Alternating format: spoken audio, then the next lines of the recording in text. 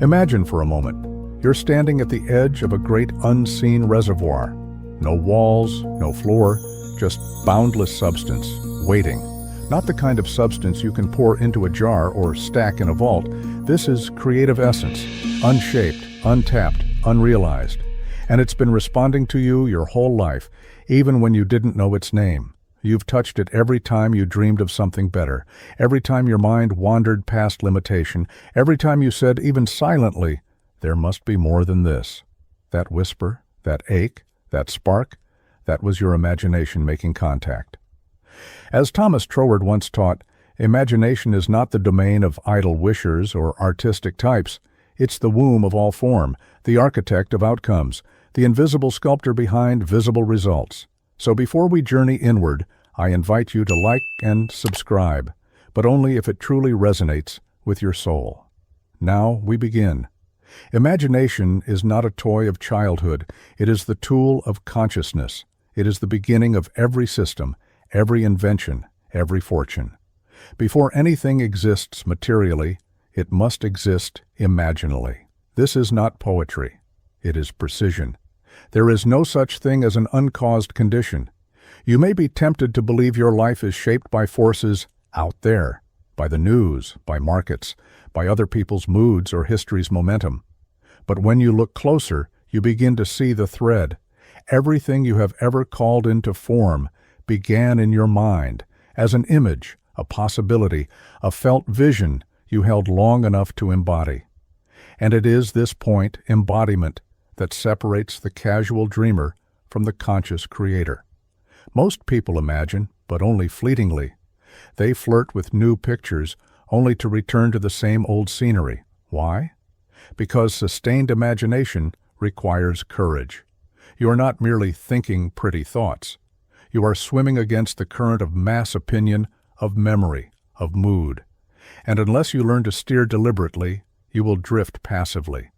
Imagination, in Troward's language, is the image-making faculty. It is the mind's ability to shape the formless and assign purpose to the undefined. But here's the catch. Imagination is always on. Whether you guide it or not, it paints, it projects, it creates. And if you let it wander without direction, it will default to the images fed by fear, by repetition, by the loudest voices around you. So the real question is not, do you have imagination? You do.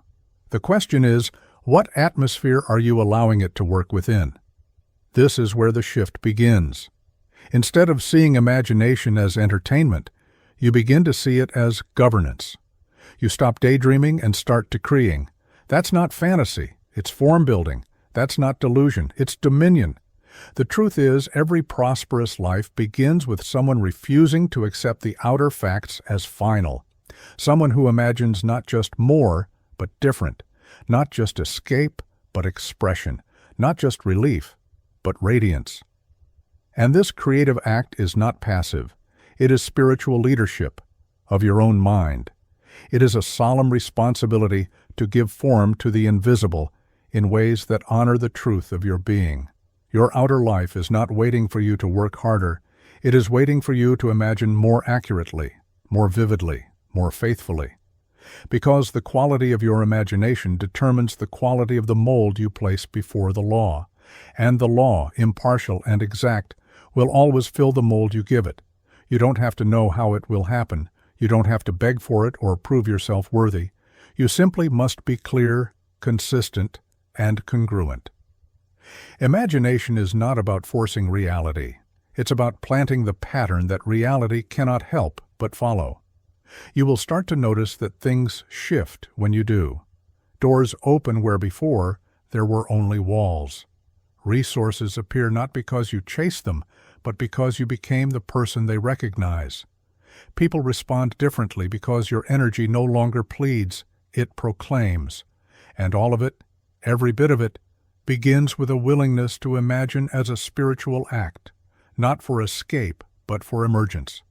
Not to avoid the world, but to remake your place within it. You are not here to beg the universe for scraps. You are here to generate, to image, to initiate. And when your imagination becomes disciplined, when it reflects truth instead of trauma, principle instead of panic, you will begin to see, with awe and calm authority, that your entire world is shaped from the inside out.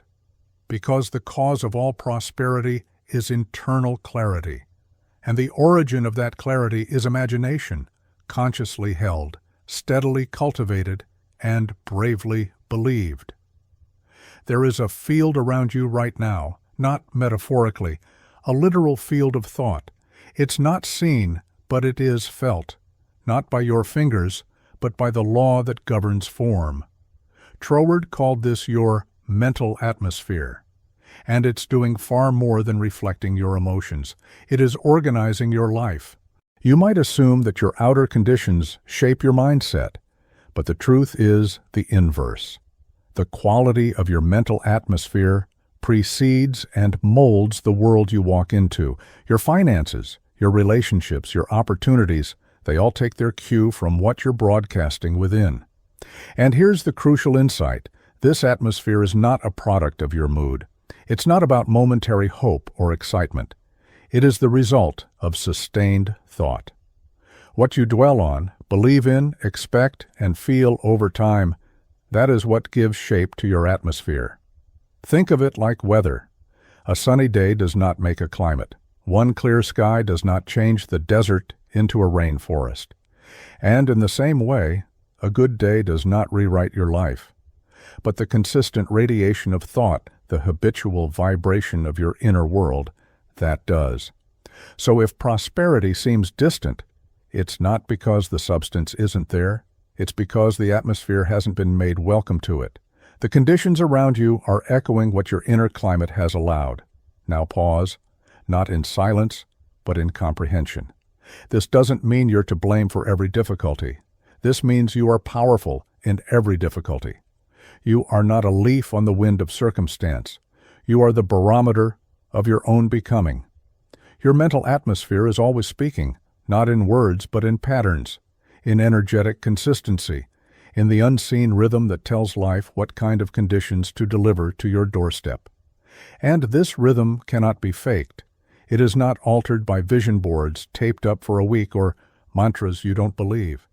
It responds to what is real in you, what is repeated, what is emotionally charged and mentally assumed. That's the language the law listens to, not pleading, not performance. Atmosphere. Troward was clear. You don't attract what you say you want. You attract what you are atmospherically in sync with. That means if your dominant inner world is laced with fear, lack, or desperation, no matter how noble your goals, they won't find anchorage. Why? Because mental atmosphere is not made of ideas. It's made of convictions. And conviction doesn't mean intensity. It means agreement. The quiet internal yes you hold about what is possible, deserved, natural, that's what shapes the field around you. You've met people who never say a word about success, but somehow everything flows to them. You've also seen people who affirm and declare and hustle and still struggle. The difference is not effort. It is atmosphere. The first is inwardly aligned. The second is fighting their own unseen forecast. This is why spiritual prosperity is not about working harder, but about becoming clearer. Not mentally busy, but mentally coherent. You're not required to be perfect, but you are invited to become consistent. To let your dominant thought tone be one of sufficiency, not frantic optimism, calm sufficiency. The kind that doesn't beg for more, but recognizes that more is always present, always potential, always flowing through those who receive it without contradiction. Contradiction is the real thief. You want abundance, but speak of scarcity. You imagine wealth, but feel unworthy. You visualize increase, but breathe anxiety. These aren't neutral conflicts, they're atmospheric confusion. And the law responds not to your wishes, but to your clarity. So the question is not, will prosperity come to me? It's already trying. The real question is, am I hosting the atmosphere that lets it stay? And if you're not yet, don't despair. That awareness alone is power. Because it means you can begin today to shift the tone, thought by thought, emotion by emotion. You start telling the truth, not the fearful truth, not the circumstantial truth, but the spiritual one. You begin to honor prosperity, not chase it. You stop resisting what's good. You unclench your mind. You soften your grip.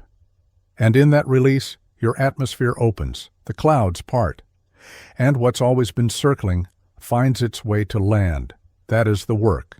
Not chasing blessings, but cultivating climate. Not manipulating results, but tending to the tone of your own mind with such love, such attention, such precision, that what you once called miracles become normal. And that's not magic. That's law. That's the fruit of the field you've been cultivating, whether consciously or not. Starting now, you cultivate it consciously. Because your atmosphere is no longer accidental, it's intentional, it's sacred, and it is the new cause from which all effects must emerge. The universal law does not work for you. It works through you. That may sound like a subtle shift in language, but it is the defining difference between stagnation and true creative power. Too many seekers approach the law like it's a vending machine. Insert the right affirmation, press the right intention, and wait for life to deliver. But Troward dismantled that illusion completely. He made it clear, the law is not your servant. It is your reflection. It mirrors not what you ask for, but what you are in consciousness. You don't command it by willpower. You cooperate with it by alignment.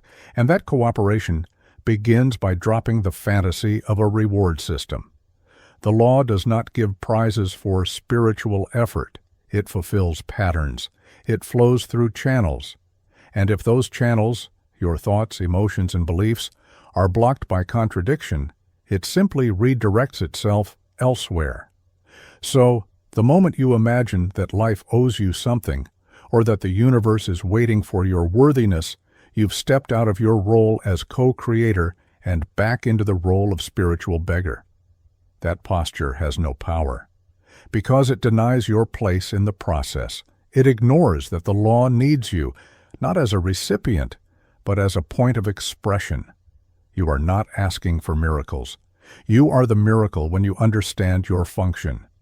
Troward emphasized this. The law is mechanical in its precision, but divine in its substance. It never punishes or rewards. It simply fulfills what has been impressed upon it. That impression doesn't come from pleading. It comes from mental causation. It comes from your internal order. You might say, but I've been thinking positive. I've been visualizing and affirming. And yet the question isn't whether you've thought new thoughts. It's whether your dominant mental tone has shifted, whether the field of your belief has changed, whether the images you now carry are rooted in conviction, not performance. Because the law doesn't respond to how hard you try. It responds to what you truly know. This is why you must stop waiting for the law to notice you. It is already active, already listening. But it's listening at the level of cause, not request. That means your words mean little if they're not backed by coherence. You can say, I am abundant 1,000 times, but if you still walk through life tense with fear and rehearsing lack in your mind, you've set a different pattern. And the law, true to its nature, will follow the pattern, not the performance. You begin to walk in power when you stop trying to get something and instead focus on becoming the place through which that something flows. You move from effort to embodiment, from waiting to participation. There is no passive prosperity. There is only engaged alignment. This doesn't mean striving. It means being deliberate. It means taking responsibility for the thoughts you host, the images you accept, the truths you reinforce. Not because you're trying to impress the law, but because you understand it, you respect it. You know that it is always working, always forming, always producing, not someday, but now. Every thought you sustain is a command. Every belief you permit is an instruction. You are giving shape to the formless, blueprint to the infinite. So the invitation is not to do more. It's to become clearer, to clean the lens, to recognize that you're not a student waiting to be graded. You are a vessel through which the law flows exactly according to the mold you've provided. No more waiting for signs, no more bargaining with life. That model is done. Now you step into principle, into precision, into participation. You understand, the law works through you. It does not withhold, it does not hesitate, it does not get distracted or confused. It reflects, always, faithfully, without prejudice. And once you realize this, your entire posture changes. You stop trying to earn results and instead begin to tune yourself to them. You become intentional in the thoughts you repeat, the feelings you allow, the images you dwell in, not because you're desperate to get something, but because you finally recognize that you are the gate. You're not waiting for a breakthrough. You are the breakthrough. And the more you cooperate with law, not to control it, but to align with it, the more seamless your life becomes. Not perfect, but purposeful. Not manic, but magnetic. Because now, your inner world is no longer sending mixed signals. It's broadcasting with clarity, with coherence, with spiritual authority. And when the law flows through that, nothing stays the same. Belief is not a footnote in manifestation, it is the mold. And imagination without belief is like light without a lens, scattered, unfocused, and ultimately ineffective. You may have great ideas. You may even imagine vividly. But unless your belief matches the image you hold, the form cannot sustain. The mold collapses. The picture dissolves. Why? Because belief is what gives imagination its structure. It is the invisible architecture of experience. Troward taught that imagination creates the picture, but belief gives it permission to enter form. And this isn't a metaphor, it's mechanism. Belief determines the boundaries of your possibility, not because life is limited, but because the law will not violate the mold you've established. If you secretly believe that wealth is difficult, or spiritual growth must be painful, or success requires sacrifice beyond your nature, then those beliefs override whatever hopeful images you cast. That doesn't make you weak, it makes you powerful. Because belief isn't a passive impression left by life, it's a decision you reinforce every time you repeat a thought, accept an assumption, or entertain an emotion. Most people inherit their beliefs without question. They gather molds from parents, teachers, television, religion, until one day they wonder why nothing seems to work. The answer is simple. Their imagination is trying to fill a cracked or closed mold. You can't pour new substance into a belief that leaks, and you certainly can't form lasting prosperity around a belief that rejects abundance as unsafe, unfair, or unrealistic. That's why the first act of conscious creation isn't dreaming, it's discernment. What do you currently believe about money, about power, about your worth? And more importantly, who gave you that belief? Was it life, or was it fear masquerading as wisdom? Many will say, "But I want to believe, I'm trying." And that's noble. But understand this, belief is not created by trying harder, it is created by choosing differently. Belief is born from exposure, then confirmed by repetition. The more you act from a new truth, even before you feel certain, the more that truth takes root. You train your belief the way a sculptor shapes clay, not by force, but by consistency. By turning toward the image you wish to hold and letting all contrary noise fall away. That's not denial, that's devotion. And once your belief begins to align, everything changes. Your imagination no longer floats aimlessly, it finds anchorage. The images you once struggled to visualize begin to feel real, not because they've happened yet, but because belief has made them plausible. That shift is powerful. When an image becomes plausible, your emotional system relaxes. You stop resisting, you start receiving. And in that receiving, your mental atmosphere shifts. Your actions become congruent. Your life reconfigures. And here's the key. This isn't magic. It's law. The same way heat melts ice, belief melts barriers. When you believe something is possible, your mind stops scanning for reasons to fail and starts scanning for alignment. It becomes selective. It notices doors you once ignored, patterns you once couldn't hold, opportunities that once seemed beyond your station. Because belief doesn't just affect your mood, it restructures your perception. It tells your consciousness where to look, how to interpret, what to anticipate. That's why belief is destiny in seed form. It doesn't just color your lens, it chooses your lens. So when you say, "I don't know why I'm stuck," the answer often lies in a belief you've normalized, some internal verdict you never challenged. I'm too late. I don't have what it takes. I can't change what's already been set. But now you know, those aren't truths, they're molds. And the moment you stop pouring energy into them, they break. And in their place, you can construct new ones, not overnight but over and over, thought by thought, choice by choice, image by image. This is not wishful thinking, it's soul work, rewiring your core agreements with life.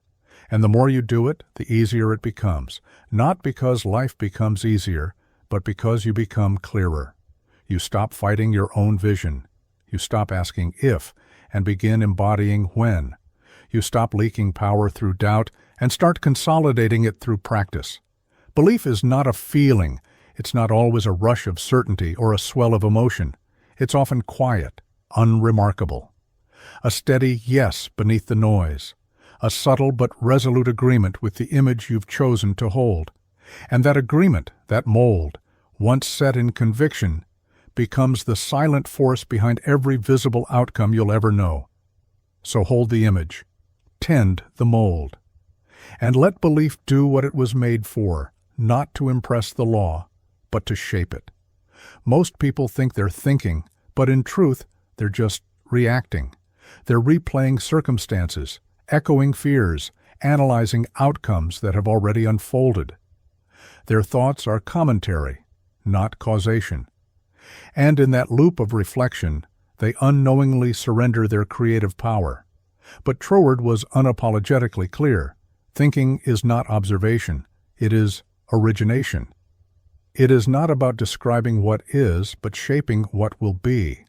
And until you understand this, your mind becomes a mirror, not a mold. You reflect what's around you instead of determining what's to come. You say, "But I'm just being realistic." No, you're being obedient to memory. You're staring at what happened yesterday and calling it truth. But truth, in the spiritual sense, is not a report of the past. It's a declaration of principle. And principle doesn't shift with circumstance. It holds steady. It waits for you to return to it. That's the beginning of real thinking, not reaction, but initiation, not stimulus-response, but selection. You stop asking, "How do I feel about what's happening?"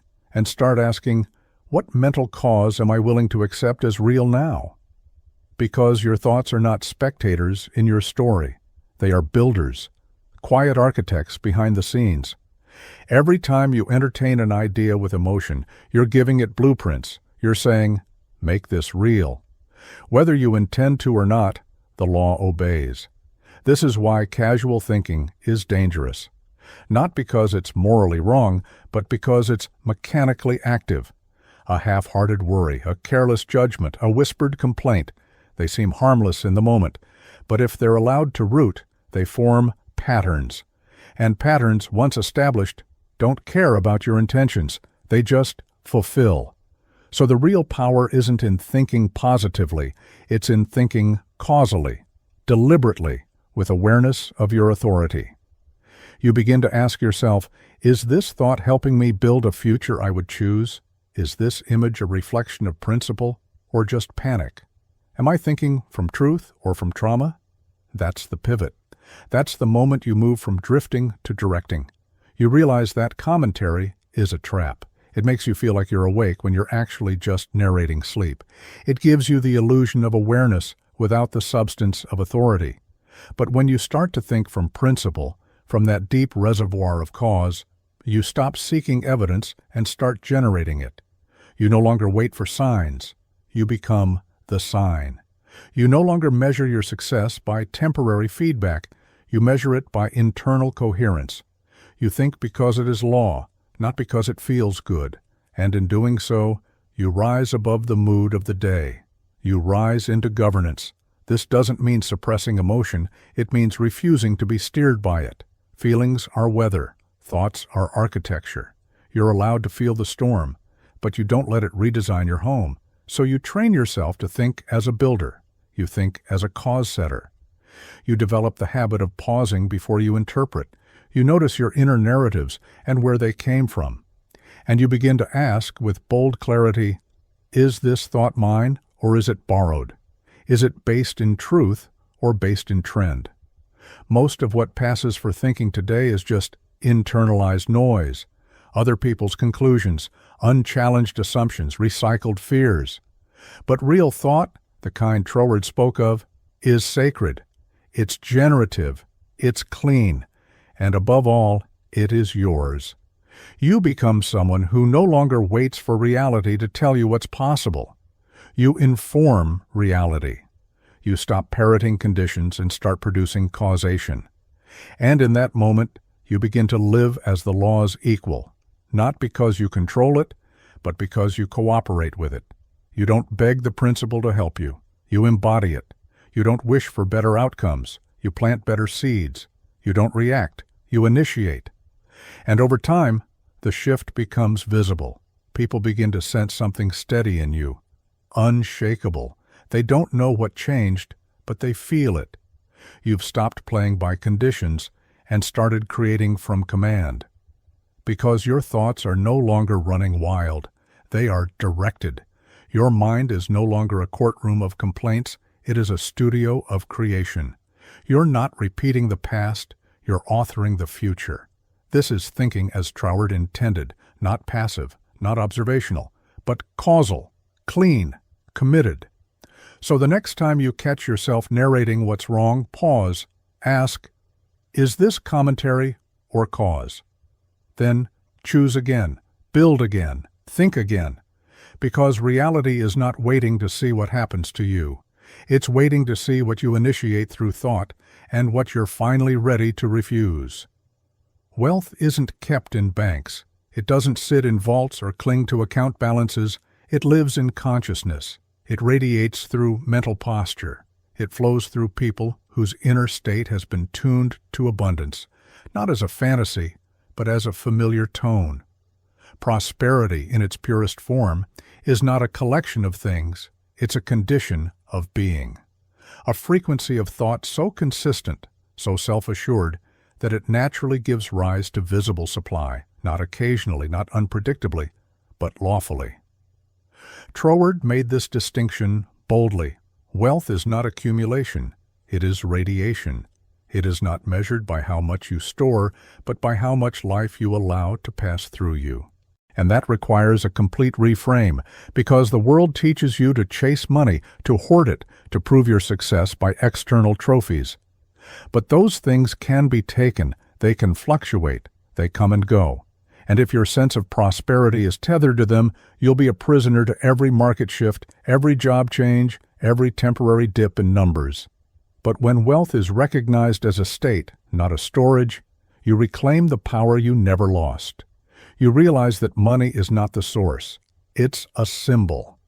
The real source is internal atmosphere, and the more aligned that atmosphere becomes, the less effort it takes to produce results. This is why you'll notice those who are truly prosperous often move with calm. They're not frantic. They don't force. They don't cling. Why? Because their state does not depend on evidence. It produces evidence. They are cause, not echo. And you can become that too. It begins with a new relationship to substance. You stop asking, how much do I have? And start asking, what state am I in? Because your state determines your receptivity. If you're mentally tense, emotionally desperate, or energetically grasping, you've blocked the flow, even if you're working hard. Effort without inner congruence is friction. But when you work from a state of abundance, your actions become channels, not compensation. You're not trying to make wealth happen. You're letting it express through you. There is a reason some people seem to always find a way, while others struggle even with more knowledge or credentials. The difference isn't talent, it's atmosphere. It's inner permission. It's the quiet yet unshakable conviction, I am connected to supply, no matter what form it takes today. And when that becomes your baseline, not your performance, but your posture, everything changes. You begin to see money differently, not as a savior, not as a score, but as a tool. A current of power that flows through mental gates you alone control. You stop fearing its absence. You stop obsessing over its arrival. You start tending the only thing that ever mattered, the state from which it emerges. Wealth responds to that state, not your hustle, not your charm, not your titles. It flows through openness, through expectancy, through confidence so quiet it doesn't need to prove a thing. And make no mistake, this is not about pretending you're rich. It's about living from richness, of thought, of peace, of principle. You can be broke and still carry a wealthy mind, and that mind will begin to transform everything it touches, not through wishful thinking, but through law. Because when you embody the state, you become magnetic. Opportunities recognize you, ideas surface, people trust you. Why? Because there is no resistance in you, no apology, no hunger, just radiance. And that radiance is not ego, it is alignment. It is the natural result of someone who has stopped seeing wealth as something to get and started seeing it as something to generate, daily, steadily, regardless of appearances. So today, ask yourself, not what's in your account, but what's in your awareness. Are you cultivating lack in your thoughts, even while craving abundance in your life? Are you mentally hoarding while spiritually blocking? You can change that, not by chasing more, but by becoming more relaxed, more grounded, more generous in thought. Because true wealth is not kept. It is circulated, not protected, but projected. It doesn't need to shout. It walks into a room and changes it, not with flash but with frequency. And when you begin to treat prosperity as a mental state, no longer a finish line but a foundation, you will stop waiting to feel secure. You will become the security you used to seek. That is freedom, and that is wealth. You've been taught to receive, to ask, to wait, to prove yourself worthy of life's gifts.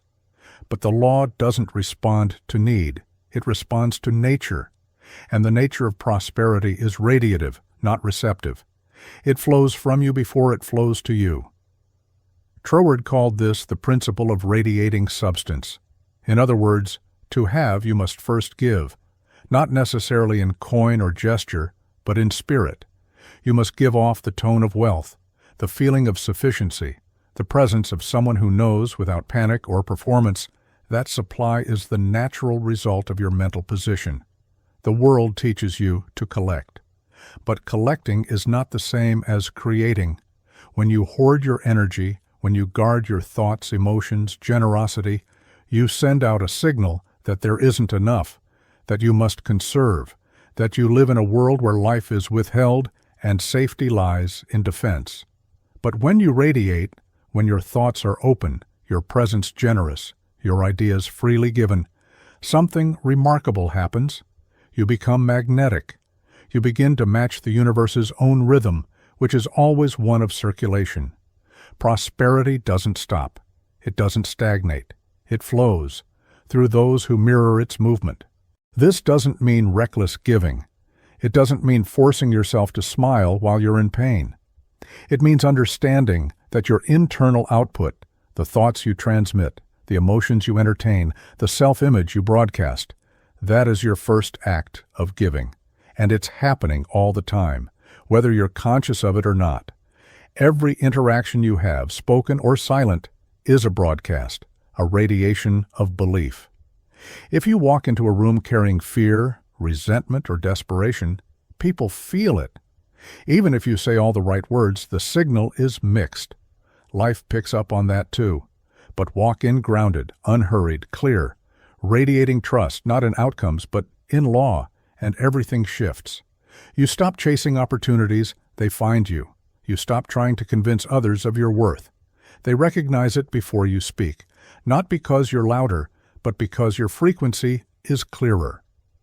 Troward was exact in this, The cause is internal radiation. The effect is external manifestation. Reverse that, and you'll always be chasing shadows. So what does it mean to give first? It means you cultivate the atmosphere you want to receive. You think wealth not as a daydream, but as a fact. You move through your day as someone who expects increase, not as a reward, but as a result. You become available to others, not in exhaustion, but in overflow. You don't give because you lack. You give because you know. You know that what leaves your hands does not leave your life. You know that circulation is sacred, that generosity is not about the recipient, it's about the rhythm, and you want to stay in rhythm with reality itself. This includes your thoughts. Every time you mentally complain, you constrict the flow. Every time you indulge in fear, you cut off the current. But when you think from abundance, when you speak from peace, when you radiate sufficiency, you are giving to life. And life gives back. Not as repayment, but as reflection. You begin to understand that giving is not a moral virtue. It's a mechanism. It's the way the law functions. You cannot withhold and receive at the same time. You cannot project scarcity and expect surplus. So don't wait for more to arrive before you become more generous. That's not the sequence. The law doesn't honor hesitation. It honors embodiment. You become what you want to experience. You radiate what you want to hold. You live as the version of yourself who has already agreed with the truth. And that truth is simple. Life expands through those who give it space. And giving space means removing the internal clutter of fear, of comparison, of neediness, and allowing peace to take its rightful place. Because peace radiates power, and power attracts form, so give. In thought, in energy, in kindness, not to earn, but to align, not to appear generous, but to become available. And when you do, the law will not delay. It will recognize your signal, it will match your frequency, and it will deliver not what you asked for, but what you became. That's radiating substance. And that's how real prosperity begins its visible return. Prosperity rarely arrives with a trumpet. It doesn't scream. It doesn't demand recognition. It unfolds, gently, certainly, like dawn. And at the heart of that unfolding is a force few understand and even fewer cultivate. Expectancy. Not hope, not forced optimism, but silent, steady expectancy. The kind that lives in your chest like a calm engine. That doesn't flinch when appearances falter. That doesn't race when circumstances don't align on schedule. Because it's not guessing. It's not gambling. It knows.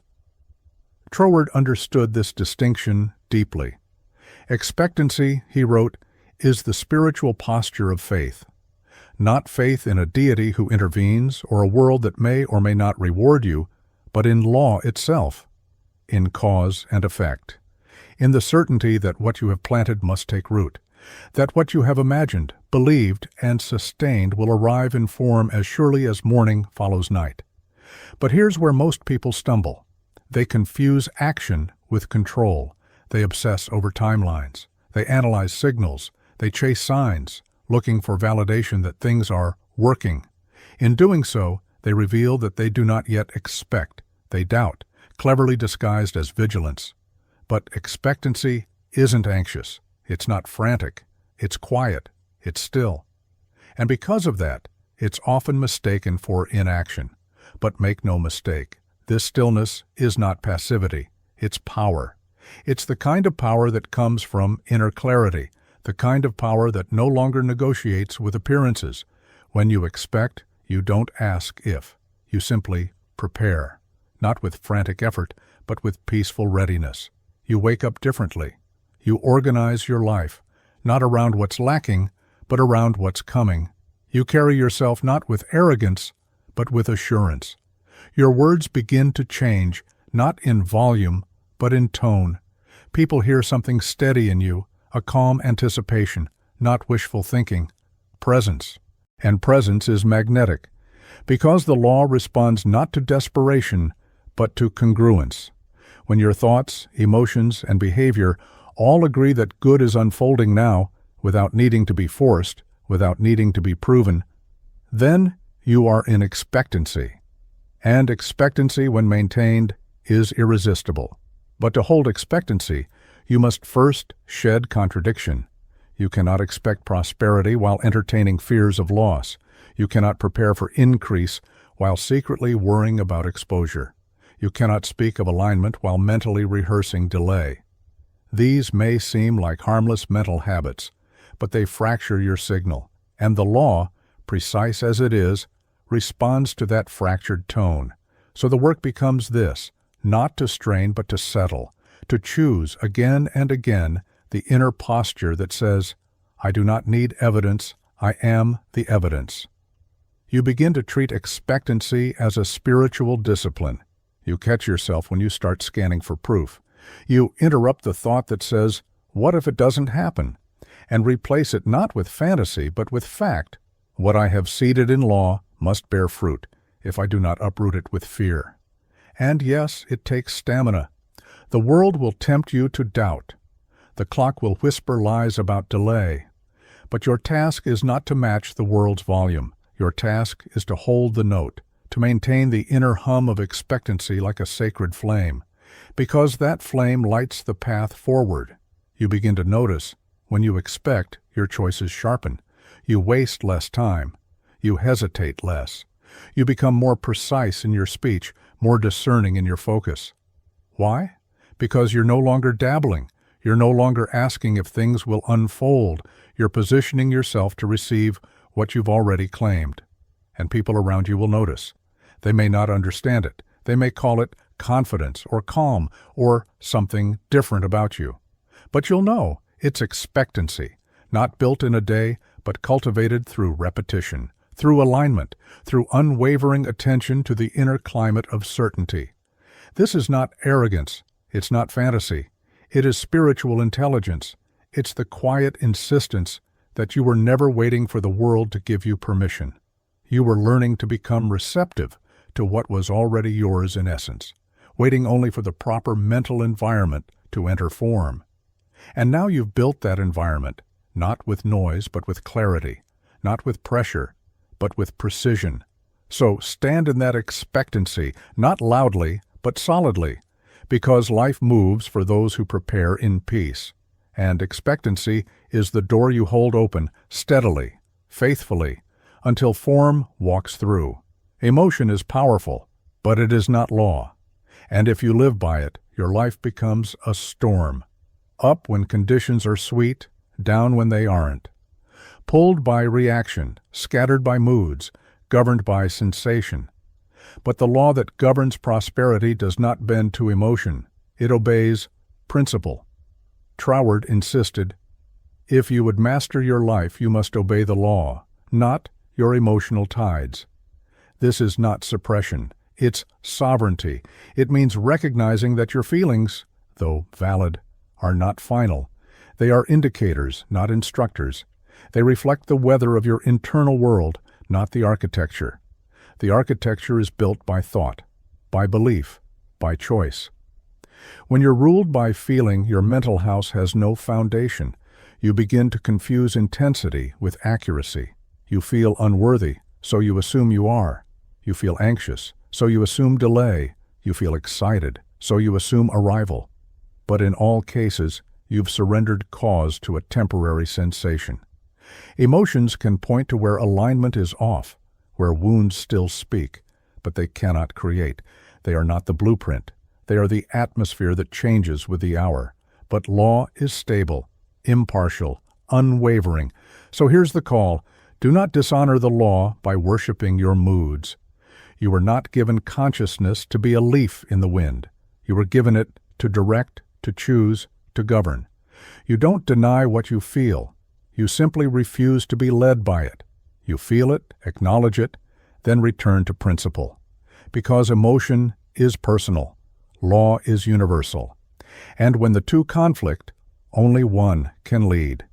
If you let emotion lead, your results will be inconsistent, unstable, and confusing. But if you let law lead, your emotions will begin to align, not instantly, but eventually. Peace follows order. Joy follows truth. This is why Troward's teachings are not emotionalism. They are principle-based power. They call you to become steady, not cold, but clear. To hold to cause even when the world shakes. To keep your mental hands on the wheel even when your heart trembles. That's the mark of inner mastery. Not pretending you're fine, but choosing the truth anyway. And here's the truth. You are not your emotions. You have them. But you are awareness. You are directive force. You are the place where the law is activated, not by what you feel in passing, but by what you choose in clarity. So if fear rises, observe it, thank it, but do not obey it. If doubt whispers, listen, then dismiss. If fatigue clouds your vision, rest, but do not redesign your life from that fog. Emotion, untethered, will hijack your atmosphere. But emotion, observed and held with love, becomes a guide, not a god. You will notice that your power returns the moment you stop trying to feel right and start choosing what is right. Not morally, but metaphysically. Is this thought in alignment with law? Is this feeling in service to truth, or just a shadow of an old identity? You begin to live with a kind of spiritual muscle, quiet strength that no longer rides the emotional roller coaster. You still feel deeply, but you are not owned by it. You walk with feelings, but you walk through them, not under them. And people feel it, your steadiness, your clarity, your refusal to flinch at every wave. You become someone others look to, not for hype, but for grounding. Because your choices are not random, your voice is not panicked, your atmosphere is not volatile, it is principled, it is aligned, and this alignment becomes the soil from which consistent prosperity grows. Emotion may still speak, but law answers only to authority. And authority comes not from volume, but from alignment, from inner order, from spiritual maturity. So, let your feelings rise. Let them pass. Then return, not to comfort, but to cause. Return to principle. Return to peace. Return to the position of creator. Because law is not waiting for you to feel ready. It's waiting for you to be real, clear, anchored, aligned. And once you are, the conditions must follow. Not because you forced them, but because you refused to move. You obeyed law, not mood. And law always rewards the obedient, not with favor, but with form. You may think doubt is harmless. That worry is a normal reaction. That fear, when quiet enough, is nothing more than background noise. But make no mistake, these aren't passive emotions. They are active creative forces. Because in the realm of law there is no off switch. Every thought, every feeling, every assumption has causative power. And Troward warned us with precision. Resistance is just inverted faith. It is belief, pointed in the wrong direction. You say, "But I don't believe in failure." Yet you speak about what could go wrong. You analyze the market with dread. You hold on to plan B with both hands. That's faith. Faith in loss. Faith in limitation. Faith in the absence of good. You don't get to choose whether you have faith. You already do. The only question is, in what? You may affirm abundance. But if your core agreement is with struggle, that's where the power flows. Because the law doesn't honor what you say. It honors what you agree with emotionally and repeatedly. That agreement, no matter how subtle, is your instruction to the universe. Think about it. You imagine success, but you prepare for rejection. You speak about freedom, but build routines around fear. You visualize wealth, then check your accounts with anxiety. That contradiction is not neutral. It sends a confused signal. And the law, being perfect, mirrors that confusion with equal form. This is why fear must be faced, not coddled, not ignored, faced, observed, dismantled. Because fear is a creative agent. It builds, it manifests, not because it's stronger than faith, but because it is faith, darkly inverted. Your energy doesn't vanish when you doubt. It simply builds an outcome you don't want. That's the cost of unconscious thought, power misapplied. So here is your charge, not to banish fear, but to reassign your energy, to take the belief you've been lending to limitation and return it to law, to truth, To the clarity that knows, my good is real, my good is lawful, and my good does not require justification. Because the moment you stop feeding fear, it begins to shrink. It has no substance of its own. It only borrows yours. Cut the supply and it dies. This is not about guilt. It's about governance. You were not born to be terrorized by your imagination. You were born to master it. And mastery means noticing your mental direction, not just in your highs, but in your lows, especially in your lows. When things don't go your way, where does your belief go? Does it collapse? Does it scatter? Does it go crawling back to the old narrative? Or do you stand still and stay in law? Because power is not loud. It is consistent. It doesn't ask for reassurance. It gives instruction. So when fear speaks, you don't argue. You don't debate. You respond from principle, this is not my teacher. This is not my authority. This is not the direction I choose. And then you choose again, thought by thought, image by image. You take that same vivid imagination that once built disaster, and you reassign it to build the world you want, not someday. Now, because if fear can construct suffering from a single assumption, imagine what aligned faith can do. You begin to move differently. You feel the old panic rise, and you don't flinch. You let it float by like fog, and you remain still, because stillness is strength, and clarity is wealth. You stop reinforcing problems by rehearsing them. You stop indulging the temptation to mentally prepare for the worst. You prepare instead for truth, for principle, for order. And slowly, steadily, the inner landscape changes, not through force, through refusal, through the sacred act of not believing the lie anymore. You stop praying from fear. You stop acting from dread. You stop checking in with lack to see how things are going. Because that's not strategy. That's worship of the old world. You are building a new one thought at a time. And that new world cannot be built with old blueprints. So take your faith back. Uninvert it. Aim it. Because faith isn't rare. It's everywhere. And when it flows in the direction of truth, it becomes the substance of wealth, freedom, and peace. But when it flows into resistance, it becomes the very chains that bind you. You decide where it flows next. Your life is not made from isolated decisions. It's made from patterns, mental grooves formed by repetition, emotion, and attention. These are your habits of thought. And while most people obsess over action-based habits, what time they wake up, how often they exercise, Troward reminds us that the deeper architect is always mental. Mental habit is destiny on repeat. It's not what you do once that shapes your reality. It's what you do without thinking, the tone you default to, the stories you unconsciously replay, the feeling you return to when no one is watching. So let's be direct. If your life feels inconsistent, your results unreliable, your prosperity short-lived, it's not your luck, it's your rhythm. And rhythm can be rewritten. Troward taught that success in any area is the product of sustained internal vibration, not a quick pulse of inspiration, not a one-week vision board spree, but the steady, repetitive drumbeat of aligned thought. He called this the law of growth, and it functions like music. One wrong note in a melody doesn't ruin the whole song, but play it enough times, and it becomes the song. In the same way, a stray, fearful thought won't derail your life. But repeated, indulged, unchallenged, it becomes your rhythm. And the law delivers in sync with it. This is where maturity steps in. Because building a wealth rhythm isn't about avoiding every low moment. It's about training your return, training the mind to find its way back to harmony, faster, cleaner, with less drama. You start by identifying your default tones. Do you tend to spiral into urgency, resentment, delay? Those aren't flaws, they're signals.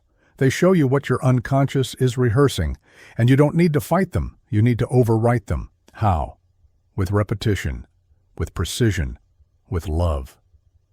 You create new mental grooves the same way the old ones were formed, thought by thought, day by day. You catch yourself in the middle of lack-based thinking and interrupt the rhythm. not with denial, but with redirection. You replace "I never have enough" with "supply flows through me, and I do not block it." You replace "it's too late for me" with "timing is governed by law, not fear, and I am always on time." You don't wait to feel it. You build it into your atmosphere until feeling catches up. Because rhythm is not about emotion, it's about patterned agreement. And as your internal rhythm changes, your external results begin to synchronize. Slowly at first, then unmistakably. New people show up. New opportunities land gently in your path. Not because you forced anything, but because you sustained something. This is why short bursts of positivity don't work. They're noise without rhythm.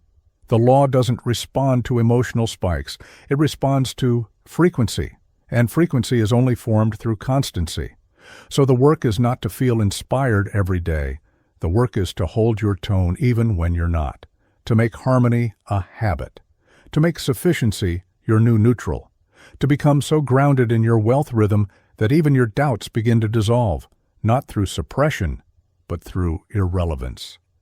Because when the dominant groove is clear, fear becomes background static. You hear it, but you no longer dance to it. And this shift is freedom. You stop needing proof before you believe. You stop needing wins to feel safe. You become the win, not as a one-time breakthrough, but as a baseline. You start to expect prosperity, not because of any specific event, but because it simply fits your pattern. It feels natural, familiar, expected. That's the power of habit. So now you ask not "what's blocking my abundance," but "what rhythm am I repeating?" And then gently you begin again. You make wealth your inner beat. You let peace be your pulse. You let order be your anchor. And as your rhythm stabilizes, so will your results. Not because the world changed, because you did. Prosperity doesn't always arrive wrapped in gold. It often comes disguised as a conversation, a flash of intuition, a fleeting encounter. But most people miss it. Not because it wasn't there, but because they hadn't trained the one faculty that makes it visible: imagination. Troward made it clear: your ability to recognize opportunity is directly tied to your inner vision. You do not see with your eyes, you see through them. And what you perceive is shaped by what you've prepared to perceive. In short, you see what your imagination is trained to expect. This is why two people can stand in the same room, hear the same pitch, face the same chance, yet one seizes it while the other shrugs. One's inner world is primed to spot alignment, the other's is too fogged by disbelief. Opportunity is not rare, but recognition is. And that's the cost of an untended imagination, not just a lack of dreams, but a blindness to what's already in motion. The universe doesn't withhold, it presents, but it presents according to law, and that law mirrors consciousness. So if your mind is still rehearsing survival, it won't register expansion. If your inner narrative is one of struggle, you'll overlook ease. If you believe that wealth only comes through grind or luck, you'll miss the elegant invitation when it arrives dressed as flow. Imagination tunes your attention. It creates a bias, not of illusion, but of focus. It filters reality so that you notice the things that match your belief. And unless you sharpen it deliberately, you default to the filter given by fear, memory, and noise. This is why most people live on repeat. Not because life has nothing new to offer, but because their imagination has nothing new to recognize. But when you reclaim this power, when you begin to imagine not just having wealth, but being someone who recognizes it, you shift everything. Your intuition sharpens, your discernment heightens, your filters change. Suddenly, that random meeting feels loaded with promise. That passing idea you used to dismiss now pulses with potential. That offer you might have doubted, you lean in, not with naive hope, but with inner readiness. Because readiness is everything, and imagination is readiness in mental form. It's the space you make in your awareness before anything arrives in your hands. It's the pattern you carve so that law can pour itself in, and if you don't carve it, the substance has nowhere to go. This is why cultivating imagination is not luxury. It's logistics. It's mental preparation for spiritual precision. You're building recognition patterns before the world gives you proof. That's not fantasy. That's creative intelligence. You begin to live in a kind of double awareness. Outer facts are noted, but inner vision stays dominant. You move through your day with eyes open, but with imagination directing your gaze. Not randomly, but like a beacon, like a magnet. And soon, things begin to shift. You find yourself in conversations you would have previously avoided. You spot needs in others that your gifts could meet. You sense timing, not because someone told you, but because your inner vision made it obvious. This isn't coincidence, it's perception. And perception, governed by imagination, becomes your new form of wealth. Because when you can see opportunity, truly see it, you no longer need luck. You no longer wait for someone to open a door. You notice the window that was always slightly ajar. So let this be your new practice. Not just imagining the end result, but imagining yourself as someone who notices the signs, someone who doesn't need to be rescued or reminded because they're awake, available, tuned. And from that tuning, action becomes effortless, not frantic, not doubtful, just obvious. You move, you speak, you build, not out of pressure, but out of clarity. Because you saw it, you felt it, you recognized it. And that recognition, that was the reward of imagination. Prosperity is not a prize, it's a proof, not a gift you win, not a blessing you beg for, but an effect, precise, lawful, and exact. It is the external signature of an internal alignment. And if it isn't showing up, that's not punishment, it's feedback. This truth is liberating once you accept it, because it strips away the fantasy that life is arbitrary, that good fortune is about timing, background, or divine favoritism. Troward refused such thinking. He grounded prosperity in cause, not chance. In structure, not sentiment. Wealth is not a sign that the universe likes you. It's a sign that you've come into agreement with what is already true. You no longer ask, "Am I worthy?" You ask, "Am I congruent?" Because the law doesn't respond to your desire. It responds to your structure. It mirrors your mental and emotional architecture. And where that structure is sound, the effect is inevitable. But where it's cracked, where contradiction lives, where fear still rules, the result will be unstable or absent, not as punishment, as reflection. That's what makes this work radical. It forces you to move from emotional dependency to energetic integrity. Instead of waiting for the world to affirm you, you affirm yourself. You tune inward again and again, asking, "Is my thought aligned? Is my state clear? Is my inner atmosphere capable of sustaining the good I claim to seek?" Because the truth is, everyone is manifesting all the time, not in flashes of magic, but in the steady return of their dominant state, their tone, their baseline vibration. Prosperity, then, is not something to get. It is something to prove through being. And proof isn't performance. It isn't perfection. It's presence. It's what happens when your mental environment matches the frequency of increase without resistance. You don't have to be flawless. You don't have to be enlightened. But you do have to be clear. Clear in thought, clear in feeling, clear in expectation. And clarity, once reached, doesn't need validation. It radiates. It builds. It reveals itself in the form of money, yes, but also in peace, in timing, in effortless movement, in doors that didn't exist until you arrived. When your alignment is strong, prosperity stops feeling like a surprise. It becomes standard. Because now you know it's not about getting lucky. It's about staying lawful. This is why chasing never works. You can't outrun your inner state. You can't hustle your way past mental resistance. You might gain momentum for a season, but if your inner world isn't set to sustain it, it will collapse. And that's not misfortune. That's mercy. Because the law refuses to support misalignment, not to punish, but to protect, to keep you from building on a foundation that cannot hold your blessing. So your focus shifts. You stop looking out the window for signs. You start looking inward for congruence. You stop treating prosperity as a someday prize and start treating it as today's test of coherence. And when it arrives, because it will, you don't say, "Finally."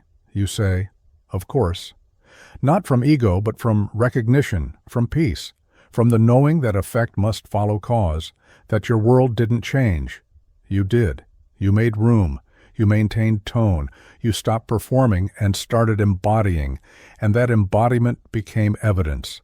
That inner order became outer proof, not because you begged, not because you waited, but because you aligned. So now you walk forward differently, no longer wondering if abundance will find you, but asking instead, "Can I hold what I've built?"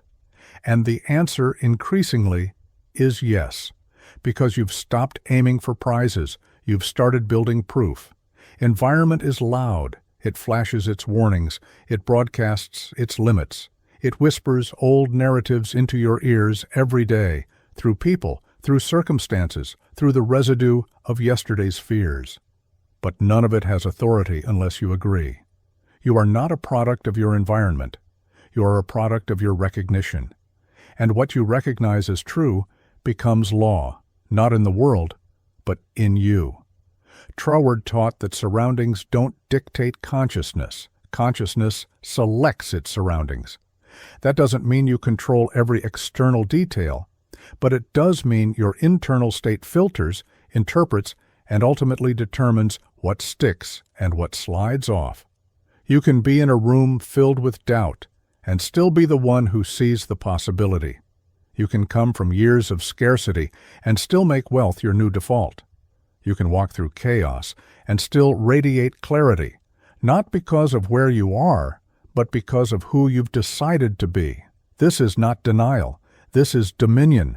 You don't pretend things are fine when they're not. You simply refuse to let those things become your reference point. There's a world of difference between acknowledging facts and worshiping them. And most people worship facts. They bow to their bank statements. They quote statistics like scripture. They build their self-worth around opinions, patterns, and patterns built from other people's fear. But facts are not causes. They're effects, shadows, echoes, what was, not what must be. The cause is always consciousness, and consciousness is yours to direct. When you grasp this, you stop arguing with your environment. You stop waiting for it to approve your shift. You no longer need the outer to reflect the inner before you believe. You believe, and then you select again, and again, and again. That selection becomes your power. You begin to notice that your attention is sacred. It's not a passive function, it's a creative act. What you observe with focus, you energize. What you energize, you attract. What you attract, you build. So if you stare at limitation, you grow it. If you fixate on delay, you stretch it. But if you focus on principle, on the spiritual truth beneath the noise, you elevate, not because the room changed, because you stopped taking your cues from it. This is where the deeper work begins, not in changing your circumstances first, but in outgrowing their influence. You walk into situations and become the dominant atmosphere, not through control, but through congruence. You radiate what is real within you, and the room responds.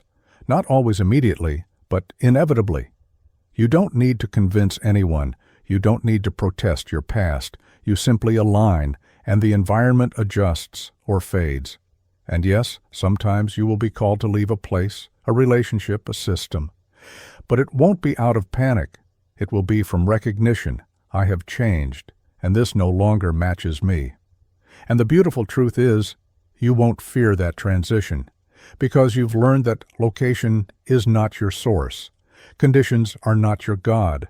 Circumstances are not your compass. You are the selector, the decider, the one who determines what stays in your field and what gets released. That's not just empowerment, that's responsibility. It means you can no longer blame where you came from or what they did. You're not denying the impact, but you're refusing to carry the imprint. You're rewriting your atmosphere, and environments must obey. Over time, you'll notice that your outer world does shift. People change or leave. Systems soften or tighten. Resources flow in ways that make no logical sense. But you'll understand, this is not coincidence. This is selection. This is cause overtaking effect. This is consciousness, sustained, overtaking culture inherited. You are no longer living by default. You are living by choice. And that choice? It creates your world. If you want prosperity to last, your imagination must outlast your conditions. This is the final threshold. Not imagining once, but staying in the vision. Not visiting abundance, but living there. Not briefly aligning, but embodying consistently. Troward never spoke of imagination as a tool to try. He spoke of it as the original blueprint, the mental scaffolding of every visible effect. And unless that blueprint is held steady, the form cannot stand. The truth is, most people don't fail at manifestation. They abandon it. They imagine for a week, visualize for a season, affirm for a stretch of hopeful mornings. But when the evidence doesn't flood in, they retreat. Not because the law is broken, but because their inner focus wandered. They forgot that form lags, that the material follows the mental, that nothing appears in the outer until it has matured in the inner. So they stop holding the picture. They let their environment retell the story, and the seed never gets to root. But when you understand the nature of law, you stay, you hold, you water the image, not with anxiety, but with trust, with repetition, with integrity. You don't let every mood rewrite the blueprint. You don't let every doubt redraw the lines. You sustain. This is spiritual adulthood. You stop getting excited by inspiration alone. You start getting disciplined in vision. You maintain imagination like a sacred current, not loud, not flashy, but constant. Because you've realized that the law does not reward flashes of brilliance, it mirrors sustained tone. And to sustain imagination, you must protect your inner environment. You curate what you allow in your ears, your mind, your daily rituals. You guard the quality of your internal conversations. You hold yourself lovingly accountable for the narratives you rehearse, not rigidly, but responsibly, because you know that every moment spent imagining lack is a moment reinforcing the mold you don't want. And every moment spent imagining from truth? That's a moment invested in form. That's a signal. That's a cause. So your life becomes structured around inner stewardship. You're no longer seduced by temporary results. You're rooted in continuity. You're playing the long game, the law game. You begin to notice sustaining imagination doesn't feel like strain. It feels like clarity. It doesn't require hyperfocus. It requires presence, because you're not trying to make something happen anymore. You know it's happening. You've already imagined it. You've already believed it. And now you're simply holding the mold until it fills. Others may call it delusion. But you smile because you know better. They are describing from outside what you are building from within. And the outer always catches up. You begin to build rhythms that support the vision, morning thoughts, daily observations, moments of still reinforcement. You don't need fireworks. You need fidelity. The image becomes part of you, not a goal, but an identity, not a wish, but a state. And the law, ever exact, will find no contradiction in you, no scattered frequency, no mixed signals. Only clarity, only continuity, only cause. And when the form arrives, because it must, you won't flinch, you won't panic. You won't say, "Is this too good to be true?" You'll say, "Of course." Because you've imagined it for so long with such sincerity and steadiness that its arrival is simply the next natural step. Not a reward, a reflection. You'll live in prosperity, not as something you got lucky enough to catch, but as something you became wise enough to sustain. Because imagination, when nurtured, does not fade. It creates, and now, so do you. Let's pause now, not to end, but to seal. What we've traveled through together is not a series of tips. It's a reclamation of your mental authority, of your creative identity, of your sacred capacity to imagine, and to hold that imagination steady until form must respond. Thomas Troward didn't offer hype. He offered law. Clear, unwavering structural truth. And through that lens you now see, prosperity is not earned, it is expressed. It is the outer result of inner rhythm, and that rhythm is yours to conduct. So what now? Now you tend the field, you return to the image, you hold it when it's easy and especially when it's not. You don't check the weather, you build the climate. One thought, one tone, one day at a time. You stop seeking proof. You become it. You stop asking for permission. You radiate certainty. You don't force the world to shift. You make it irrelevant. Because the cause is in you. It always has been. And now you hold it, not with tension, but with trust. You walk in expectancy. You act with clarity. You speak with alignment. And you live, not in hope, but in truth. This is your atmosphere now. Breathe it in. You've built something no one can take from you.